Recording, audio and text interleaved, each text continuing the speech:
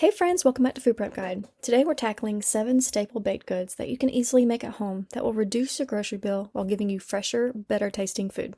I'm going to walk you through each one, and if you don't already bake from scratch, you'll be amazed at how simple it actually is.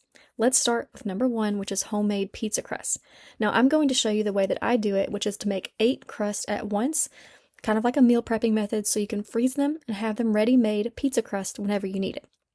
We'll need 6 cups of warm water, a quarter cup of sugar, 3 tablespoons instant yeast, half a cup of olive oil, 14 cups of flour, and 4 teaspoons of salt. Now start by combining your warm water and sugar, then add the yeast and let it proof until it's nice and bubbly. Add your olive oil, then mix in your flour and salt. I personally don't bother sifting the flour for pizza crust, but you can if you want. Now get your hands in there and start mixing. You're going to need a very large bowl for this batch. Once it comes together, flour your counter and start kneading. You'll knead for about 5 minutes or until the dough is soft, smooth, and no longer sticky. You can certainly knead longer than 5 minutes if you need to achieve that. It should feel almost like a marshmallow and bounce back quickly when you poke it. Of course, you can also do this with a stand mixer or any kind of kneading machine that you may have. Divide the dough into 4 balls. Each ball makes 2 large crust pizzas, which is great for a family of 4 to 6. If you only need 1 pizza per meal, go ahead and divide it into 8 balls instead.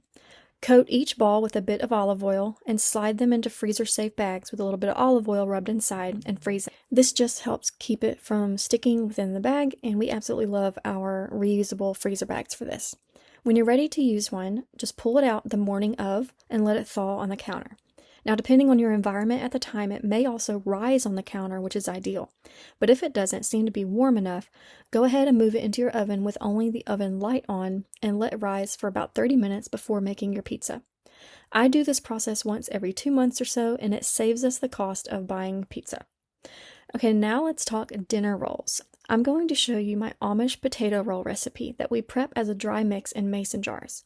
For each jar, you'll need 1 teaspoon salt, 1 tablespoon sugar, 3 tablespoons of powdered buttermilk. If you don't have that, just use regular powdered milk, 3 cups all-purpose flour, and a third cup of instant potato flakes. Go ahead and skip the yeast for now, we'll add that later. So layer these ingredients in your jar, and that's going to be what stores on your shelf. Now, I don't vacuum seal these because I always use them within a few months, but if you don't plan to use it within 6 months, go ahead and vacuum seal it to make it last even longer. When you're ready to make rolls, I use my bread machine on the dough cycle, but if you don't have a bread machine, no problem. Just mix your wet ingredients in a bowl first, and that is 1 1/4 cup water, 1 egg, and 3 tablespoons of butter. Then add your jar mix on top, followed by 2 1/4 teaspoons instant yeast. Knead by hand for about 5 minutes. If you're using a bread machine, just hit your dough cycle at this point. But if you're using it by hand, knead by hand for 5 minutes and let it rise for 10 to 15 minutes. Then knead again for another 5 minutes and let it rise until doubled about an hour. I just like using my bread machine because it does all that process for me. Whether you use a machine or knead by hand, once the dough is ready at this point, divide it into 12 balls, shape them, and place them in a greased 9x13 pan. Let them rise again until doubled, and then bake at 375 degrees Fahrenheit for about 25 minutes. Brush the tops with butter straight out of the oven for that really soft finish. Now, many recipes in this video feature homemade make-ahead mixes using common pantry staples. If you're interested in those, check out our Mix in Jars cookbook. The link will be in the description box, or you can comment Mix in Jars and I'll reply directly with the link. Okay, number 3 is homemade sandwich bread. I make multiple loaves at once and freeze them. And let me tell you, after recently coming out of this ice storm that slammed the south and devastated my county, bread is a hot commodity. None of the stores have it, and everybody wants it. So if you can learn how to make your own bread, you'll be ahead of the game and even be able to bless others in that situation. So for a 2.5 to 3 pound loaf, you'll need 2 cups water, 5 tablespoons butter, 3 teaspoons salt, 6 cups all-purpose flour, bread flour works too, 5 tablespoons of sugar, and 2.5 teaspoons yeast. If you're using a bread machine, add the water in first, then the rest of your ingredients, and make a little well in your flour to add your yeast on top. Select the basic bread setting and let it run to the machine's pre-programmed time. Mine runs for about 3 hours and 15 minutes. If you're kneading by hand, just mix everything together in a large bowl and then turn it out onto a floured surface. Knead for about 8 to 10 minutes until smooth and elastic. Then let it rise until doubled in size, which takes generally about an hour. Then punch it down and shape it into a loaf. Place it in a greased loaf pan and let it rise again. By the way, I will often only use my dough cycle on the bread machines just so I can switch the bread into my Pullman loaf pans with the lids because I love how it makes a beautifully tall square bread just like the grocery store. Now they'll be linked in the description box.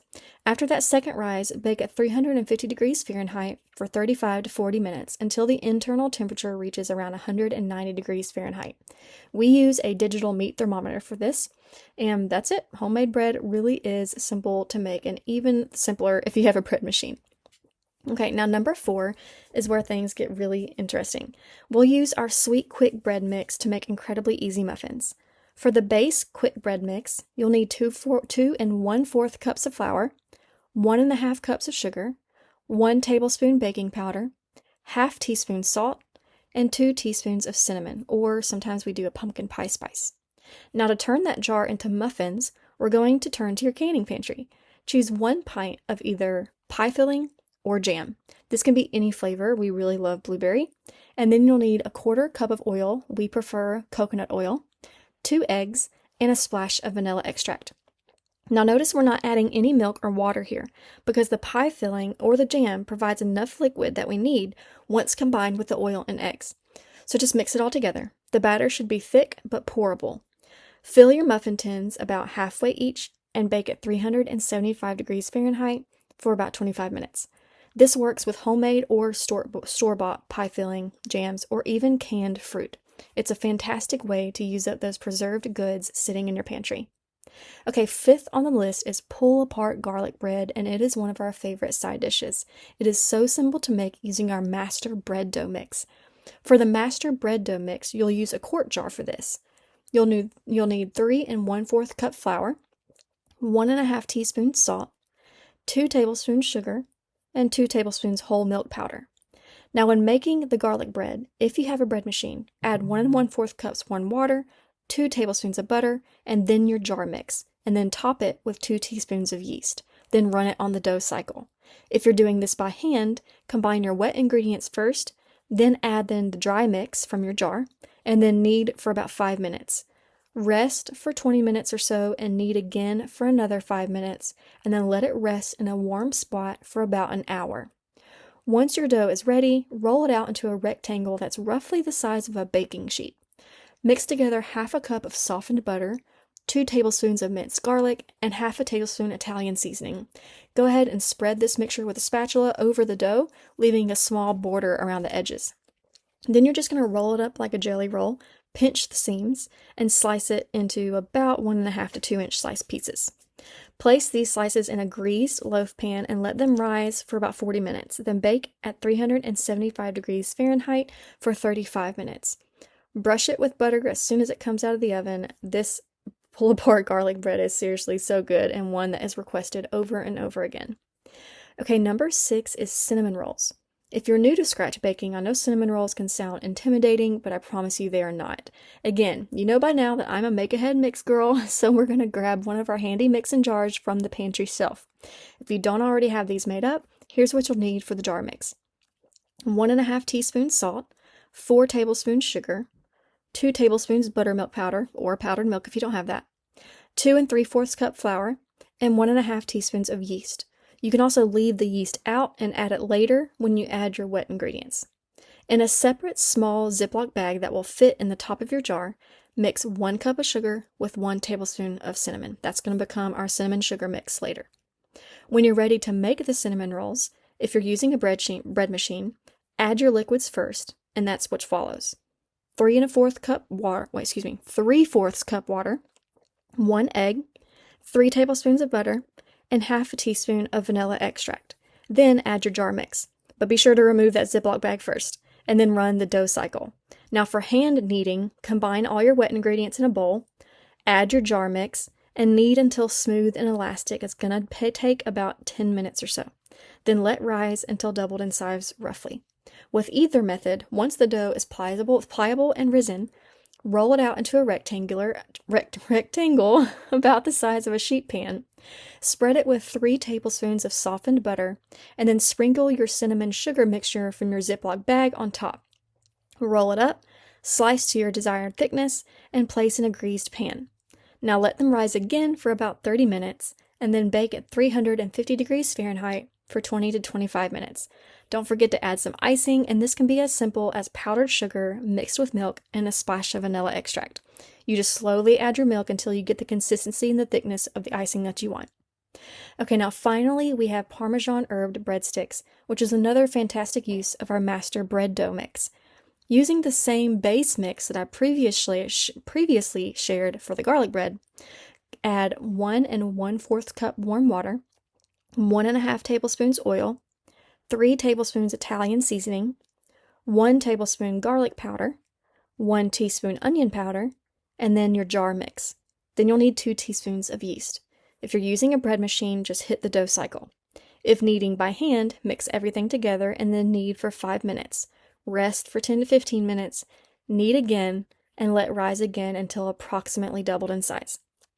Roll the dough into a rectangle, slice into 1-inch strips, place on a greased baking sheet, and let rise one final time for about 20 minutes. Brush generously with melted butter, about 3 tablespoons, and sprinkle with Parmesan cheese. Then bake at 400 degrees Fahrenheit for about 15 minutes. And there you have it. 7 staple baked goods that will save you money at the grocery store while giving a far superior product in both flavor and clean ingredients.